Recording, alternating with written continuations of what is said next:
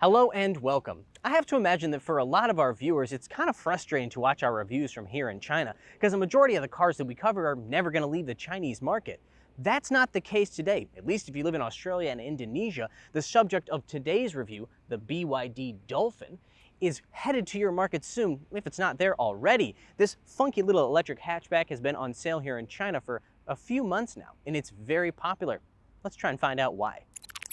With hands-on test drives and reviews of exciting Chinese market vehicles, Wheelsboy is the #1 source for China auto insights. Be sure to check us out on Instagram and Facebook. This vehicle will soon be sold alongside the BYD Atto 3 in the Australian market, where it will most likely be called the Atto 2. The name here in China is Dolphin, which is what we'll be calling it in today's video because that's just way more fun. Prices here in China range from $14,000 to $18,000 US, while the starting price in Australia is expected to sit around $35,000. One glance at the Dolphin will tell you that BYD was aiming at younger buyers with this car, or at least those who are young at heart.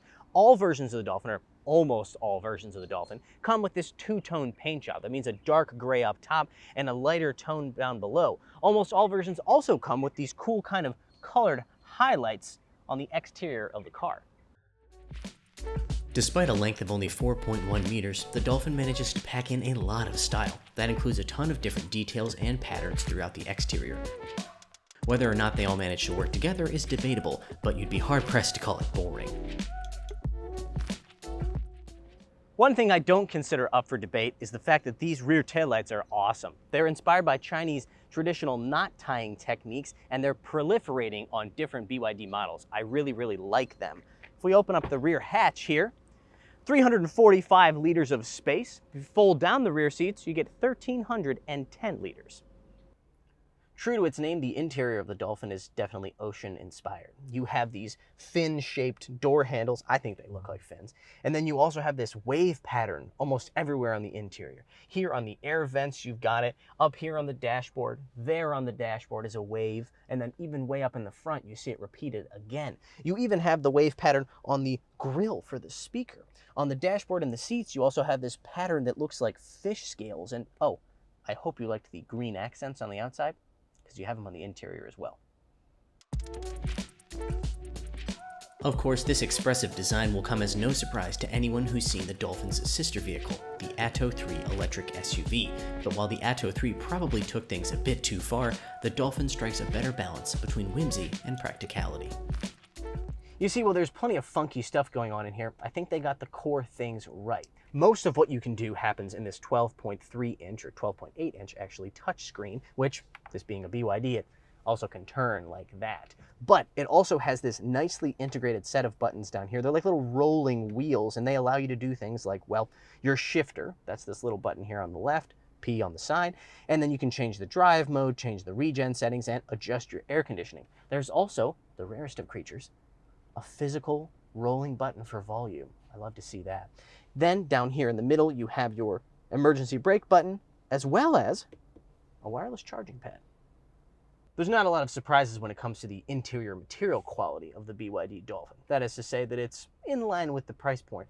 Cheap, hard plastic everywhere, but most of it has, a good amount of personality at least. It's not hard to look at. The buttons here that I mentioned before, well, yeah, they're kind of cheap looking, I'll be honest. They look like they'd be not out of place in a car from maybe a decade ago. This whole design is very compact and space efficient, but the low positioning and similar feel of each button means it can be hard to figure out what you're adjusting without taking your eyes off the road. The rear passenger compartment of the BYD Dolphin does lack some of the charm of the front, with much less color to be found. You do, however, get to keep the fish scale pattern on the door, as well as the fish fin shaped door handle, which is always fun. You have but a single cup holder and a single USB port to keep you company back here. In terms of space, well, there is a decent amount, as you can see, in terms of leg room. This seat is moved pretty far forward, but an average adult could still sit in it comfortably. I myself, I guess I'm average height. I'm about 1.72 meters tall, about 5'9". So in terms of headroom, pretty good, actually. Anyone, much taller than me might have a bit of trouble, not with directly up here, but with the bump here in front of my head. So I would say that rear headroom is only acceptable, not great. The Dolphin was the first model from BYD to utilize their new E-Platform 3.0, featuring the company's LFP Blade battery tech. The entry-level model comes equipped with a 30.7 kWh battery pack with a claimed NEDC range of 301 kilometers. Higher trims feature a 44.9 kWh pack for 405 kilometers of range. All Dolphin models have a single front-mounted motor, but there are two different power levels available. The lower output version makes do with 70 kilowatts and 180 newton-meters of torque, around 95 horsepower and 135 pound-feet. Our car comes with the more powerful motor option. That means 130 kilowatts and 290 newton-meters of torque. That's 175 horsepower and around 215 pound-feet. That allows it to shave 3 seconds off the 0 to 100 kilometer per hour time of the lower output version. That means it does it in about 7.5 seconds. Acceleration numbers are obviously not neck snapping, but you definitely don't feel like you're having trouble keeping up with traffic. The lower power output, that version I have driven as well, and I will say it's pretty darn slow. I'll take the higher output version any day. The ride and handling of the BYD Dolphin are both quite good, depending on what you're asking it to do. This is not a hot hatch. It's simply too softly sprung and there's too much body roll. There's no sportiness to its character, no sharpness. Turn-in is soft. The throttle and the brake pedal are both pretty soft. It's just round, soft corners all around when it comes to this car. However, if you are looking for a comfortable commuter EV hatchback, I think that makes it a very good choice because it rides really quite well, especially considering its price point. The Dolphin lags behind some of its direct competitors in terms of tech, only offering adaptive cruise control instead of an L2 semi-autonomous driving system. ADAS has become a bit of a weak point for BYD, and we expect that they will be addressing it in some of their future offerings.